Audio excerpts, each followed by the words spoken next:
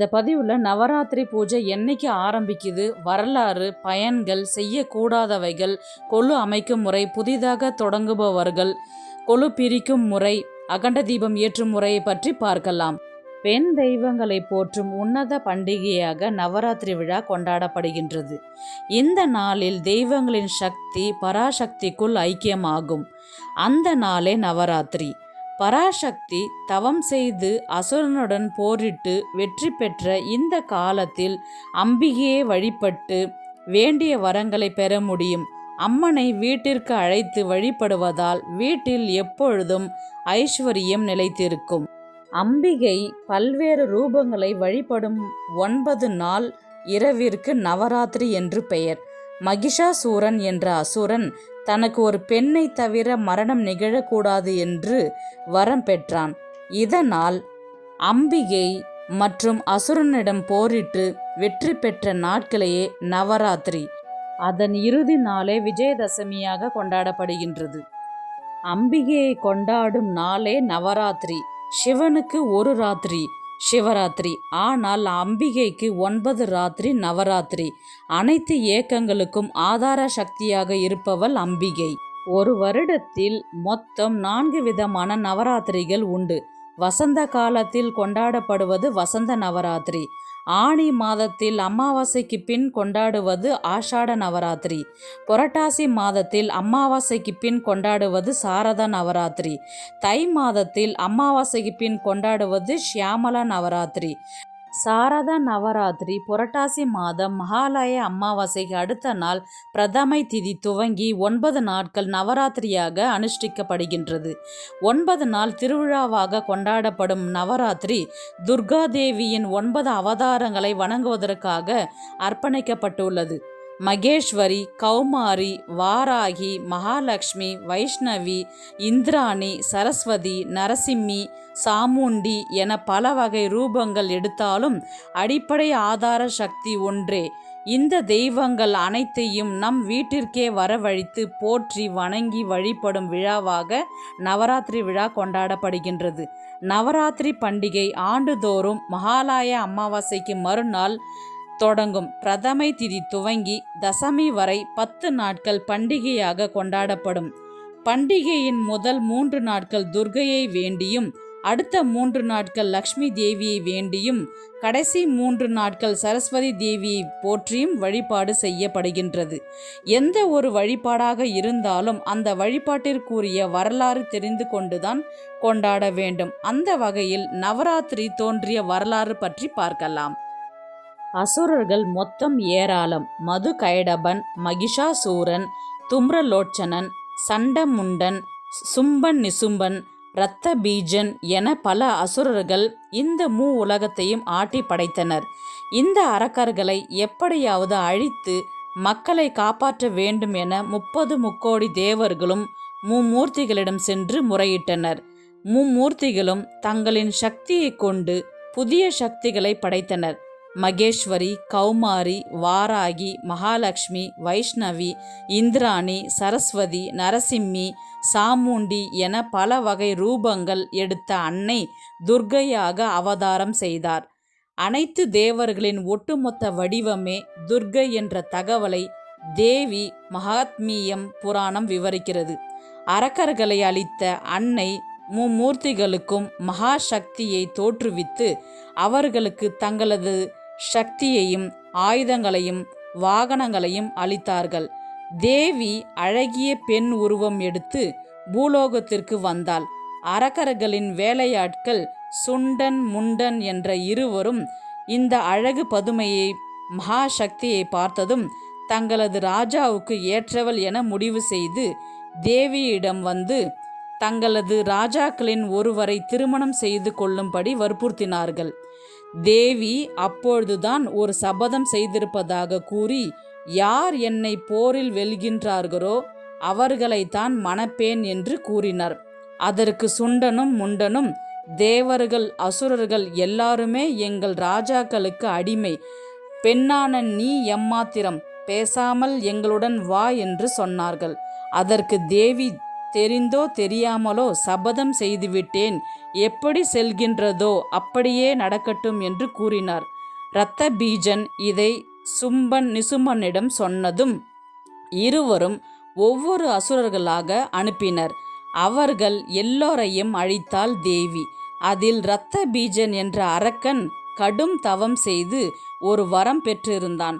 இவன் உடம்பிலிருந்து விழும் ஒவ்வொரு சொட்டு இரத்தத்தில் இருந்தும் மீண்டும் ஒரு இரத்த பீஜன் தோன்றுவான். அவனும் இரத்த பீஜன் போலவே ஆற்றலுடன் இருப்பான். இரத்த பீஜனை அழிக்க துவங்கி கீழே விழும் ஒவ்வொரு துளி இரத்தத்திலும் ஒரு இரத்த பீஜன் தோன்றி உலகமே இரத்த பீஜனங்களால் நிறைந்தது. உடனே தேவி தன்னிடம் உள்ள சாமுண்டி என்ற காளியை வாயை அகலமாக திறக்க செய்து இரத்த பீஜனின் உடம்பிலிருந்து விழும் ஒவ்வொரு துளி இரத்தத்தையும் குடிக்க வேண்டும் என்று உத்தரவிட்டார். சாமுண்டி தேவியும் தேவியின் கட்டளையை நிறைவேற்றினார். கடைசியில் இரத்த பீஜன் தன் இரத்தம் எல்லாம் வெளியேற சோர்ந்து இறந்து விடுகின்றான். மும்மூர்த்திகளின் சக்தியோடு அவர்களின் ஆயுதங்களுடன் 9 பேராக அவதரித்த அன்னை 9 நாட்கள் போரிட்டு இறுதியில் மகிஷாசுரனை வீழ்த்தி வெற்றி திருமகளாக திகழ்ந்தார். சும்பன் நிசும்பன்களையும் அழித்து தர்மத்தை நிலைநாட்டினார். கொலுவாக நின்ற தேவர்கள் மகிஷாசுரனை அழிப்பதற்கு அம்பிகை அவதரித்த போது தேவர்கள் தங்கள் சக்திகளை ஸ்ரீதேவியிடம் கொடுத்துவிட்டு பொம்மை போல நின்றதை குறிப்பிடும் வகையில் கொலு அமைத்து வழிபாடு செய்யப்பட்டு வருகின்றது. மேலும் ஆதிசக்தியானவள் இந்த அகிலத்தில் எல்லா உயிர்களிடத்திலும் நீக்கமற நிறைந்திருந்திருந்தாள். அவளின்றி அணுவும் அசையாது என்பதை உணர்த்துவதே கொலு தத்துவம். அதனால்தான் ஓரறிவு உயிர்கள் முதல் அனைத்திற்கும் ஆதாரமான அம்பிகை வரையிலுமான பொம்மைகள் நவராத்திரி கொலுவில் இடம்பெறுகிறது. இதுவே நவராத்திரி தோன்றிய வரலாறு. நவராத்திரி விழா என்னைக்கு ஆரம்பிக்குதுன்றது பார்த்தீங்கன்னா செப்டம்பர் 22ஆம் தேதி திங்கட்கிழமை தொடங்கி முடியும் நாள் அக்டோபர் வியாழக்கிழமை 2ஆம் தேதி முடிகின்றது. நவராத்திரி பூஜை செய்தால் கிடைக்கும் பலன்கள் பார்த்தீங்கன்னா நவராத்திரி நாளில் துர்க்கையை வழிபட்டால் அவள் அசுரனை வதம் செய்து உலகை காத்தது போல நமக்குள் இருக்கும் அகங்காரம், எதிர்மறை எண்ணங்களை மற்றும் ஆற்றல் தீய எண்ணங்களை அழித்து வாழ்க்கை வளமாக்கி வாழ வைப்பாள் என்பது ஐதீகம். தனம், தானியம், நீண்ட ஆயுள், ஆரோக்கியம், குழந்தை பேறு, படிப்பில் ஆர்வம் அதிகரிக்கும். கெட்ட எண்ணங்கள் அரக்கர்கள் போல நாம் ஒவ்வொருவரின் மனதிலும் தீய எண்ணங்கள் வடிவத்தில் அரக்கர்கள் இருக்கின்றார்கள். அந்த அரக்கர்களை, அதாவது கெட்ட எண்ணங்களை அழிக்க அம்பிகை இச்சா சக்தியாக துர்க்கையாக 3 நாட்கள் அவதரிக்கின்றார். அந்த கெட்ட எண்ணங்களை அழித்த பின்னர் 3 நாட்கள் லக்ஷ்மியாக நமக்கு கிரியாசக்தியாக செல்வங்களை தருகின்றார். ஞானத்தை தரும் தேவி கடைசி 3 நாட்கள் சரஸ்வதியாக உருவாகி நமக்கு ஞான சக்தியை அளிக்கிறார். 10 நாள் தசமி அன்று வெற்றி திருமகளாக நமக்கு மோட்சத்தை அடைய வழிகாட்டுகின்றாள். இந்த 10 நாட்களும் பூஜைகள் செய்து அன்னையை வழிபட்டால் நம்முள் இருக்கும் தீய எண்ணங்கள் அழிந்து நன்மைகள் நடைபெறும் என்பது நம்பிக்கை. நவராத்திரி நாளில் செய்யக்கூடாத விஷயங்கள் பார்த்திங்கன்னா அம்பிகை 9 நாளும் கடும் தவம் இருந்ததுனால துணி தைக்கக்கூடாது, ஊசி நூல் கொண்டு பூமியில் குற்றுவது கூடாது. முதலில் கொலு வைக்க ஸ்டார்ட் பண்ணுறவங்களா இருந்தால் இந்த விஷயத்தை தெரிஞ்சுக்கிட்டு நீங்கள் வைங்க. யார் வேண்டுமானாலும் வைக்கலாம். இந்த வருடம் முதல்ல நீங்கள் கொலு வைக்க ஸ்டார்ட் பண்ணுறீங்கன்னா இந்த வருடம் வைத்தால் ஒவ்வொரு வருடமும் அதை கண்டிப்பாக வைக்க வேண்டும் என்பதை மனதில் நிறுத்தி கொண்டு தாராளமாக செய்யலாம். இந்த வருடம் செய்துவிட்டு அடுத்த வருடம் செய்ய முடியவில்லை என்று பொம்மைகளை தூக்கி வைத்துவிடக்கூடாது. ஒரு ஆண்டு ஆரம்பித்தால் அதை ஒவ்வொரு ஆண்டும் தவறாமல் செய்து முடிக்க வேண்டும். கொலுவில் குடியேறும் அம்பிகை உலக உயிர்கள் அனைத்திலும் தேவியே இருக்கின்றாள் என்பதை உலகிற்கு உணர்த்தவே நவராத்திரி நாட்களில் கொலு வைக்கப்படுகின்றது. வீட்டில் கொலு வைத்தால் அம்பிகை அனைத்து அம்சமாக வீட்டில் எழுந்தருளி ஆசீர்வாதம் செய்வார் என்பது நம்பிக்கையாகும். கொலு என்பது பல படிகளை கொண்ட மேடையில் பலவித பொம்மைகளை நேர்த்தியாக அலங்கரித்து வைப்பதாகும். கொலு பொம்மைகளின் தத்துவம் மனிதன் படிப்படியாக தன் ஆன்மீக சிந்தனைகளை வளர்த்து இறுதியாக இறைவனிடம் கலக்க வேண்டும் என்ற தத்துவத்தை உணர்த்துவதாகும். எனவே தான் கொலுவில் படிகள் அமைக்கப்பட்டு அதில் பொம்மைகள் அடுக்கி வைக்கப்படுகின்றது. கொலு அமைக்கும் முறை. சிலருக்கு மகாலய அமாவாசை தினத்தன்றே கொலுவையும் கலசத்தையும் நிறுத்தி வைக்கும் வழக்கம் உண்டு. அந்த வழக்கம் உள்ளவர்கள் காலை மகாலய அமாவாசை முன்னிட்டு பித்ரு தர்ப்பணம் எல்லாம் செய்து முடித்துவிட்டு பிறகு கொலுவையும் கலசத்தையும் நிறுத்தி கொள்ளலாம். சிலருக்கு அடுத்த நாள் பிரதமை திதியில் நிறுத்தும் வழக்கம் உண்டு. நீங்கள் உங்கள் வழக்கப்படி செய்து கொள்ளலாம். கொலு நிறுத்தி வைப்பதற்கும் கலசம் நிறுத்தி வைப்பதற்கும் உகந்த நேரம் காலை பிரம்ம முகூர்த்த நேரமாகும். அல்லது திங்கட்கிழமை காலை 9:15 10:15 நீங்கள் கொலுவை அமைக்கலாம். அந்த நேரம் நீங்கள் தவற விட்டுட்டா மாலை 5 மணிலிருந்து 7:30 மணிக்குள்ளார நீங்கள் கொலுவை அமைக்கலாம். கொலுவை ஸ்தாபனம் செய்ய போகும் பூஜை அறையில் மாக்கோலமிட்டு சந்தனம் தெளித்து மஞ்சளால் பிள்ளையார் பிடித்து வைக்க வேண்டும். நவராத்திரிக்கு கொலு வைப்பதே ஒரு பண்டிகை போல கோலாகலமாக இருக்கும். நவராத்திரி கொலு எப்படி அமைக்க வேண்டும் என்பதில் ஒரு முறை உள்ளது. கொலு படிகள் ஒற்றைப்படி எண்ணிக்கையில் அமைக்க வேண்டும். அதாவது 3, 5, 7, 9. இப்பொழுது எல்லாம் ரெடிமேடாகவே கிடைக்கின்றது. நீங்கள் எத்தனை படிகள் கொலு வைக்க போகின்றீர்கள் என்பதை அறிந்து அந்த அளவிற்கு ஏற்றது போல வாங்கி உடனடியாக நீங்கள் அப்படியே ஃபிக்ஸும் பண்ணிக்கலாம். ஃபிக்ஸ் பண்ணிட்டதுக்கு அப்புறம் படிகள் மீது பட்டு புடவை அல்லது புதிய புடவை இல்லை நீங்கள் ரெகுலராக எது படிகளுக்குன்னு போடுவீங்களோ அந்த துணியை போட்டுட்டதுக்கு அப்புறம்தான் பொம்மைகளை அடுக்க வேண்டும். படிகளை கிழக்கு அல்லது வடக்கு பக்கம் வைக்கலாம். இந்த 2 திசையிலும் வைக்க முடியாதவர்கள் சிறிய பொம்மை சாஸ்திரத்திற்கு கிழக்கு நோக்கி வைத்து விடுங்கள். கொலுவில் படிகளில் அமைக்க வேண்டிய பொம்மையின் முறை. முதல் படியில் ஓரறிவு உயிரினம் புல், மரம், செடி, கொடி பொம்மைகள் வைக்க வேண்டும். 2வது படியில் 2 அறிவு உயிரினம் நத்தை, சங்கு போன்ற பொம்மைகள். 3வது படியில் 3 அறிவு உயிரினம் எறும்பு, கரையான். 4வது படியில் 4 அறிவு உயிரினம் நண்டு, வண்டு. 5வது படியில் 5 அறிவு உயிரினம் பறவை, ஆடு, மாடு, சிங்கம், புலி, நாய் போன்ற பொம்மைகள். 6வது படியில் 6 அறிவு உயிரினம் மனித பொம்மைகள், மரப்பாச்சி பொம்மைகள் வைக்க வேண்டும். 7வது படியில் மகா பெரியவர், ரிஷிகள், முனிவர்கள், ஞானிகள், ராகவேந்திரர் போன்ற சித்தர்கள் பொம்மைகளை வைக்கலாம். 8வது படியில் இறைவனுடைய அவதாரங்களை அஷ்டலட்சுமிகளும் வைக்கலாம். அதனுடன் தச அவதாரங்கள் பொம்மைகளும் வைக்கலாம். 9வது படியில் முப்பெரும் தேவிகளான பார்வதி, சரஸ்வதி, லக்ஷ்மி தேவி ஆகியோரின் பொம்மைகளை பூரண கலசமும் கும்பத்தையும் வைக்கலாம். இதோடு சேர்த்து பிள்ளையாரையும் வைக்க வேண்டும். சிலர் பூரண கலசத்தை முதல் படியில் வைப்பார்கள். நீங்கள் அப்படியும் வைத்து கொள்ளலாம். கொலு பொம்மைகளை கடைசி படியான மேல் படியிலிருந்து வைக்க ஆரம்பிக்க வேண்டும். அம்பிகையை மனதார வேண்டிக் கொண்டு நாங்கள் செய்யும் இந்த நவராத்திரி பூஜையில் நல்லபடியாக எழுந்தருளி எங்களுக்கு பரிபூர்ண ஆசி வழங்க வேண்டும் என்றும் அடுத்து வரும் வருடங்களில் தொடர்ந்து நல்லபடியாக நாங்கள் கொலு அமைத்து அம்மனை வழிபட வேண்டும் என்பதையும் வேண்டிக் கொண்டு முதலில் பிள்ளையாரை எடுத்து மேல் படியில் வைக்க வேண்டும். சிலருக்கு ஒவ்வொரு வருடமும் புதியதாக ஒரு சிறு கொலு பொம்மை வாங்க வேண்டும் என்ற வழக்கம் உள்ளது. உங்கள் வழக்கப்படி நீங்கள் அதை செய்து கொள்ளலாம். ஒரு சிலரின் வீட்டில் 5 படிதான் இருக்கின்றது. எப்படி வைக்கலாம் என்றால், எத்தனை படி வைத்தாலும் மேல் படியில் கடவுளின் சிலை தான் வைக்க வேண்டும். பெரும்பாலும் பிரம்மா, விஷ்ணு, சிவன், பார்வதி உள்ளிட்டவர்களின் சிலைகளை வைக்க வேண்டும். இன்னும் சிலர் படிகளில் விதவிதமான கடவுள் பொம்மைகள் மட்டுமே வைப்பார்கள்.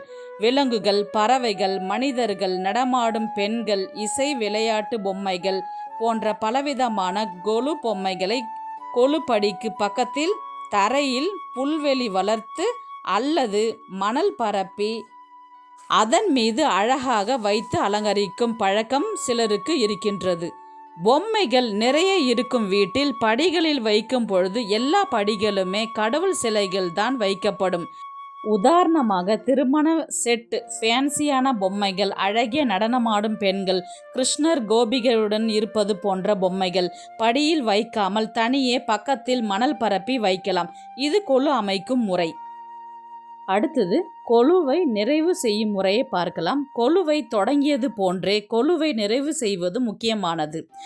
கொலு பொம்மைகளை சிறிது சிறிதாக நகர்த்தி பத்திரமாக எடுத்து வைக்கலாம். அன்று ஏதாவது வேலை இருந்தால் மறுநாள் வெள்ளிக்கிழமை எடுக்கக்கூடாது. பொம்மையை எடுத்து நகர்த்தி வைத்துவிட்டு எடுத்து வைக்கலாம். ஒவ்வொரு கொலு பொம்மைகளும் சுத்தம் செய்து நன்றாக பேப்பரில் சுற்றி அதன் மேல் பபுள் பேப்பர் என்று சொல்லப்படுகின்றதை போட்டு உடையாமல் அட்டை பெட்டியில் வைக்கோல் போட்டு அடுக்கி வைக்கலாம். இந்த பொம்மைகளை எடுத்து வைப்பதற்கே 1 வாரம் ஆகும். அதனால் வெள்ளிக்கிழமை, செவ்வாய்க்கிழமை போன்ற நாட்களை தவிர்த்து உங்கள் வசதிக்கேற்ப எடுத்து வைக்கலாம். கொலுவை பிரிக்கும் பொழுது அம்பாளை பிரார்த்தனை செய்து இந்த வருடம் போன்றே அடுத்த வருடமும் மகிழ்ச்சியாக கொலுவை வைக்க வேண்டும், அதற்கான வல்லமை எங்களுக்கு தாருங்கள் என்று அம்பாளை நினைத்து வேண்டிக் கொண்டு நெய்வேத்தியம் செய்து கொலுவை பிரிக்க வேண்டும். அகண்ட தீபம் ஏற்றும் முறை பார்க்கலாம். இறை வழிபாடு செய்வதில் பல வகைகள் உண்டு. எல்லா தீப வழிபாட்டிற்கும் முதன்மையாக இருப்பது அந்த அக்னி தேவன்தான். நம்மிடம் இருக்கும் கஷ்டங்களை விளக்கக்கூடிய சக்தி இந்த விளக்கிற்கு உண்டு என்று சொன்னால் அது மிகையாகாது. தீப வழிபாட்டில் முதன்மையாக சொல்லப்பட்டிருக்கும் சக்தி வாய்ந்தது அகண்ட தீப வழிபாடாகும். இந்த தீபத்தினை நந்தா தீபம், ஜோதி தீபம், அணையா தீபம் என்று கூட சொல்வார்கள். சிலர் இந்த அகண்ட தீபத்தை நவராத்திரி கொலு சமயங்களில் தொடர்ந்து 9 நாட்கள் அணையா தீபமாக தங்களுடைய வீட்டில் ஏற்றி வழிபாடு செய்வது வழக்கம். இந்த தீபத்தை ஏற்றுவதற்கு கொஞ்சம் பெரிய அளவிலான விளக்குகளை தேர்வு செய்து கொள்ளுங்கள். வீட்டில் அணையா தீபம் ஏற்றி வைக்க வேண்டும் என்றால் அதில் திரி நடுவில் எரிய வேண்டும். இந்த தீபத்தில் நெய் அல்லது நல்லெண்ணெய் ஊற்றி ஏற்றலாம். அணையா தீபம் என்பதால் எண்ணெய் கூடுதலாக தான் தேவைப்படும். அதே சமயம் பஞ்சு திரி, நூல் திரி இப்படிப்பட்ட திரிகளை இந்த தீபத்திற்கு பயன்படுத்தலாம். அல்லது காட்டன் துணியை வாங்கி அதை நன்றாக துவைத்து உலர வைத்து அதன் பின்பு அந்த துணியை வெட்டி திரி போல திரித்து அதை அகண்ட தீபத்தில் போட்டு தீபம் ஏற்றலாம். 24 மணி நேரமும் அணையாமல் தீபம் எரிய வேண்டும் என்பதால் இந்த விளக்கை கொஞ்சம் பெரிய அளவில் வாங்கி வைத்து கொள்ளுங்கள். முதலாக இந்த தீபத்தை உங்களுடைய வீட்டில் நீங்கள் ஏற்றும் பொழுது பிரம்ம முகூர்த்த வேளையில் ஏற்றுவது நல்லது.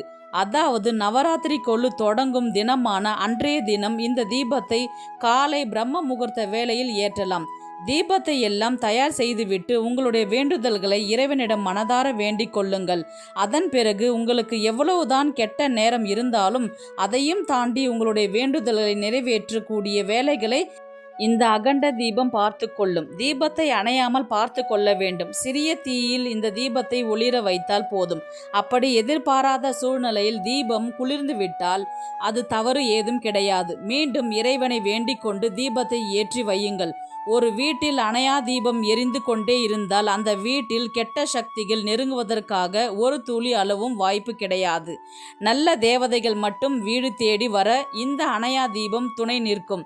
எனவே கொலுவை வைக்க முடியவில்லையே என்று வருத்தப்படுபவர்கள் அகண்ட தீப வழிபாட்டை தாராளமாக செய்து கொள்ளலாம். இந்த பதிவில் பார்த்தீங்கன்னா நவராத்திரி என்னைக்கு ஸ்டார்ட் ஆகுது, கொலு அமைக்கும் முறை, புதுசாக கொலு வைக்கிறவங்க எப்படி செய்யணும், கொலு பிரிக்கும் முறை, பயன்கள், செய்யக்கூடாதவைகள், அகண்ட தீபம் ஏற்றும் முறையை பற்றி பார்த்துருக்குறோம். நெக்ஸ்ட் வீடியோவில் பார்த்தீங்கன்னா கலசம் வைக்கும் முறை, கலசத்தில் போட வேண்டிய பொருட்கள், கொலு வைக்காமல் அம்மன் படத்தை மட்டும் வைத்து வழிபடும் முறை, அம்மனுக்கு செய்ய வேண்டிய நெய்வேத்தியங்கள், கலசம் பிரிக்கும் முறையை பற்றி தெளிவாக தெரிந்துக்கலாம். இது போன்ற ஆன்மீக தகவல்களுக்கு நம்முடைய தெய்வீக களஞ்சியம் சேனலை சப்ஸ்கிரைப் பண்ணிக்கோங்க. நெக்ஸ்ட் ஒரு நல்ல பதிவில் சந்திக்கலாம். உங்களிடமிருந்து விடைபெறுவது உங்கள் புனிதவதி.